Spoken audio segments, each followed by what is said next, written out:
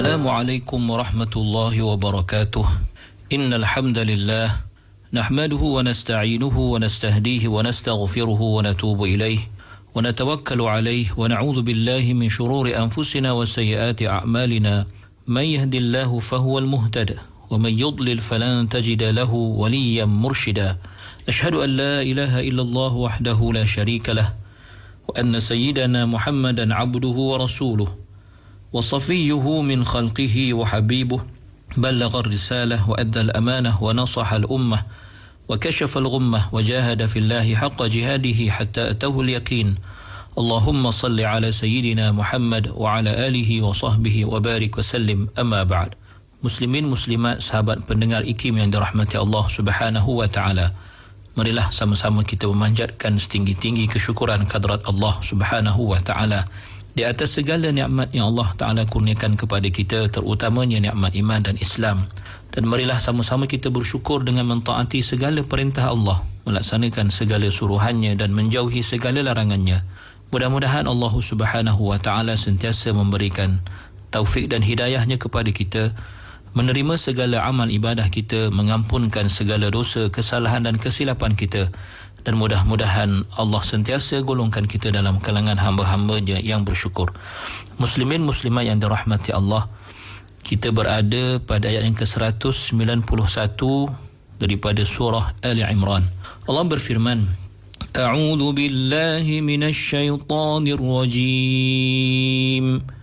الذين يذكرون الله قياما وقعودا وعلى جنوبهم ويتفكرون في خلق السماوات والأرض ربنا ما خلقت هذا باطلا سبحانك فقنا عذاب النار. Yang bermaksud iaitu orang-orang yang menyebut dan mengingati Allah semasa mereka berdiri dan duduk dan semasa mereka berbaring mengiring, dan mereka pula memikirkan tentang kejadian langit dan bumi sambil berkata, Wahai Tuhan kami, tidaklah Engkau menjadikan benda-benda ini dengan sia-sia. Maha suci Engkau, maka peliharalah kami dari azab api neraka. Muslimin muslimat yang dirahmati Allah, semalam saya tidak selesai menjelaskan tentang suatu riwayat yang menyatakan tentang kelebihan ayat ataupun 10 ayat terakhir daripada surah Ali Imran ini, yang mana Nabi SAW dalam sebuah hadis riwayat Ibnu Mardawayh daripada Atha, beliau berkata, aku bersama-sama Ibn Umar dan Ubaid ibn Umair pergi bertemu dengan Sayyidatina Aisyah radhiyallahu anha, lalu kami masuk bertemu dengan beliau dalam keadaan ada hijab di antara kami dengannya. Lalu Ibnu Umar bertanyakan kepada Aisyah, beritahulah kepada kami tentang perkara yang paling mengkagumkan kamu yang kamu lihat pada Rasulullah sallallahu alaihi wasallam. Lalu Aisyah menangis seraya berkata, semua perkara yang baginda lakukan adalah penuh dengan keajaiban. Pernah suatu malam baginda datang kepadaku ketika malam giliranku, sehingga bertemu kami bersentuhan. Lalu baginda berkata, wahai Aisyah, bolehkah engkau biarkan aku atau berikan aku keizinan untuk aku beribadah kepada Tuhanku?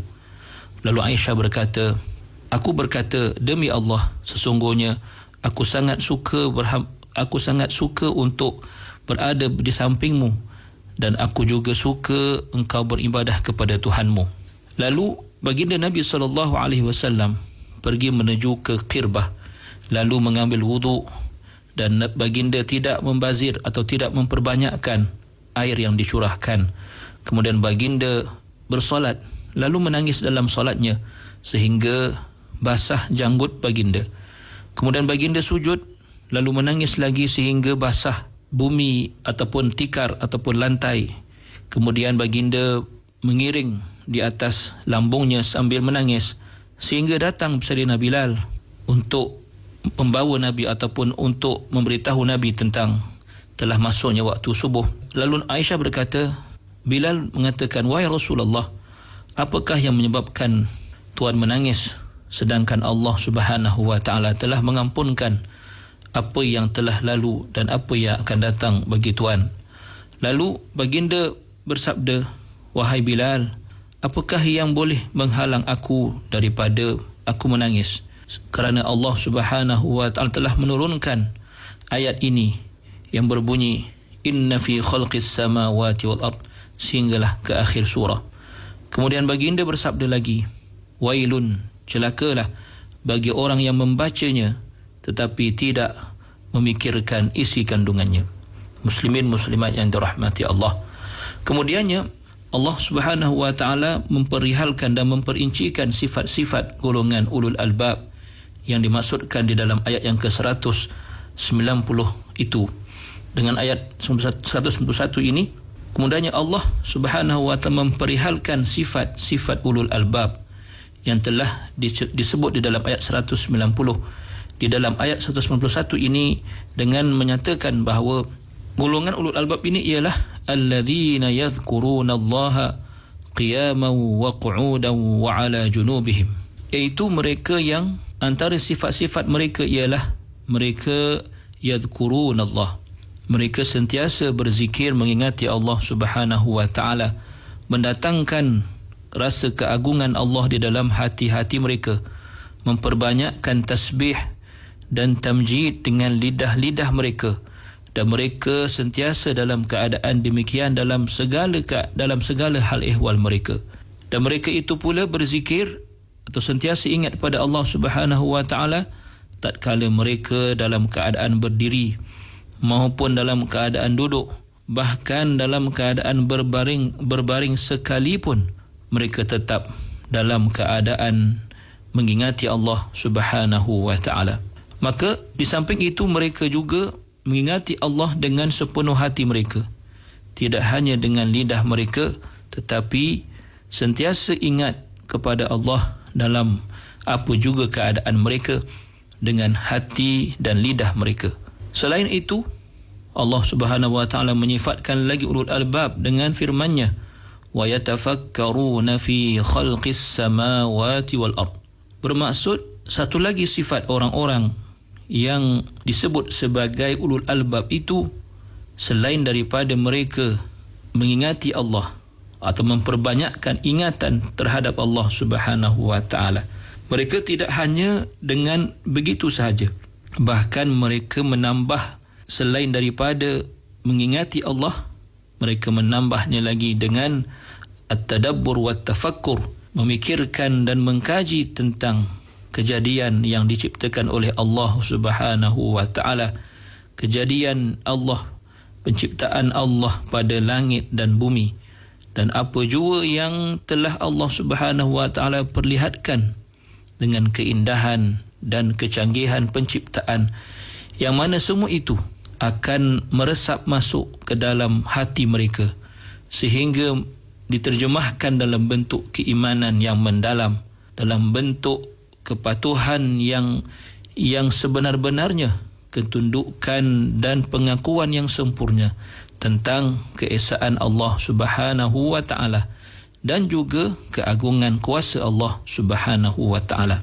Sudah menjadi suatu sifat orang-orang yang mulia dalam kalangan manusia bahawa mereka sentiasa bertafakur. Bertafakur membawa maksud berfikir dengan sedalam-dalamnya, berfikir dengan semasak-masaknya, bermaksud suatu pengkajian, suatu penyelidikan, suatu kefahaman yang terhasil daripada suatu penelitian yang mendalam tentang penciptaan makhluk-makhluk Allah Subhanahu wa taala, keajaiban-keajaibannya, kecanggihan-kecanggihannya dan keanehan yang pelbagai yang tidak mungkin dapat digarap semuanya oleh manusia, tetapi itu sudah memadai untuk menunjukkan dan membuktikan kepada ulul albab ini betapa sempurnanya kuasa Sang Pencipta Allah Subhanahu wa taala.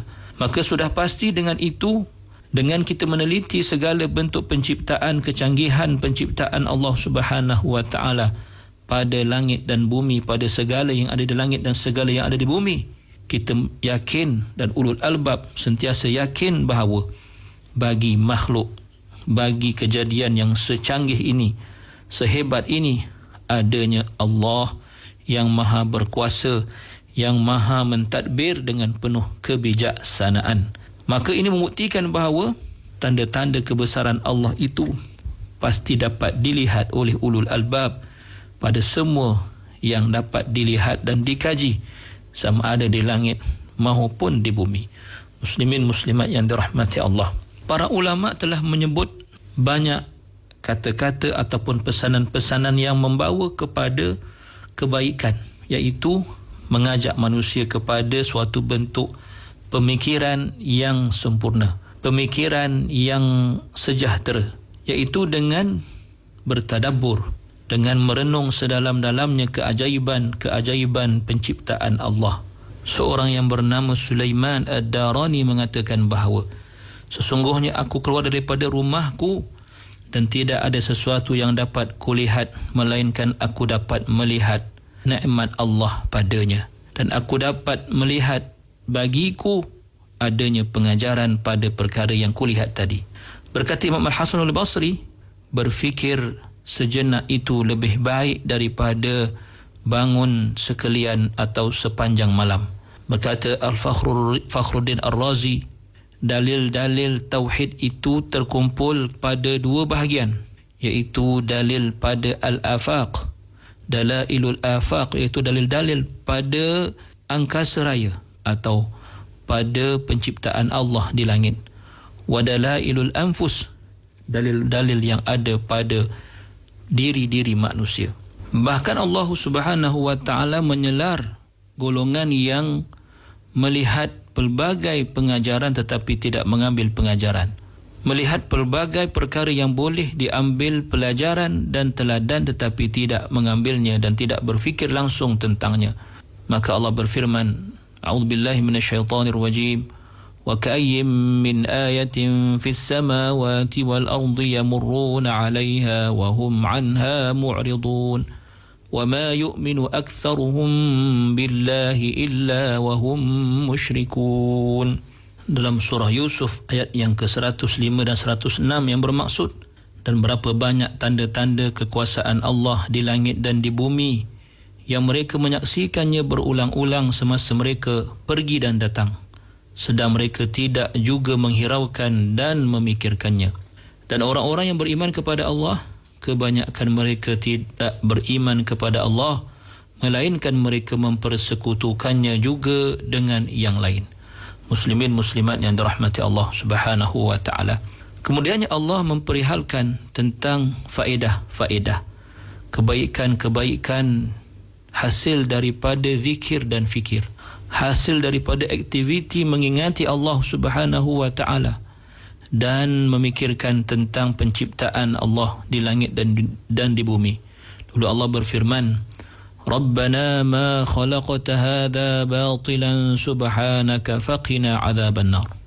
Bermaksud golongan ulul albab ini, setelah mereka memperakui dengan hati mereka dan lidah mereka tentang kebesaran Allah, lalu hati mereka tunduk kepada kebenaran dan lidah mereka menuturkan kebenaran itu dengan kata-kata yang baik, dan akal mereka berfikir tentang keajaiban penciptaan Allah dengan pemikiran yang sejahtera, lalu mereka merasakan dengan sepenuh hati akan kebesaran Allah Subhanahu wa taala, dan mereka merasakannya dengan sepenuh hati dan jiwa raga mereka, lalu mereka memanjatkan doa kepada Allah Subhanahu wa taala dengan doa yang disebutkan Allah di dalam ayat ini, wahai Tuhan kami, sesungguhnya Engkau tidak menciptakan langit dan bumi yang hebat ini sia-sia, ataupun tidak menciptakannya dengan atau tanpa sebarang hikmah dan kebijaksanaan, atau Engkau tidak menciptakan langit dan bumi ini tanpa sebarang maslahah dan kepentingan. Subhanak, maha suci Engkau ya Allah. Kami sucikan Engkau ya Allah dengan penyucian yang sempurna daripada apa jua yang tidak layak bagimu sebagai Tuhan. Faqina adzaban nar, maka lindungilah kami ya Allah daripada azab api neraka. bermaksud berilah kepada kami taufik dalam beramal dengan amalan yang mendatangkan ridhamu dan menjauhkan kami daripada api neraka-Mu. Muslimin muslimat yang dirahmati Allah, begitulah hebatnya golongan ulul albab ini, yang mana mereka adalah golongan yang sentiasa memenuhkan kehidupan mereka dengan zikir dan fikir, dengan mengingati Allah dalam setiap keadaan, setiap hal ehwal kehidupan mereka. Dan mereka sentiasa menjadi umat yang mengambil pengajaran daripada apa jua yang berlaku di sekeliling mereka, di langit dan di bumi, dan apa jua yang berlaku pada alam ini akhirnya akan menjadikan mereka golongan yang akan merasai betapa hebatnya Allah, betapa Allah Subhanahu wa taala itu satu-satunya Tuhan yang tunggal, yang tidak bersifat melainkan dengan sifat-sifat yang sempurna. Lalu mereka merasakan hanya Allah sahajalah yang berhak untuk ditujukan segala pengibadatan, permohonan agar dijauhkan daripada sebarang perkara yang tidak diingini, khasnya neraka Allah Subhanahu wa taala. Aqulu qawli hadha wa astaghfirullahal azim li wa lakum. Wassalamu alaikum warahmatullahi wabarakatuh.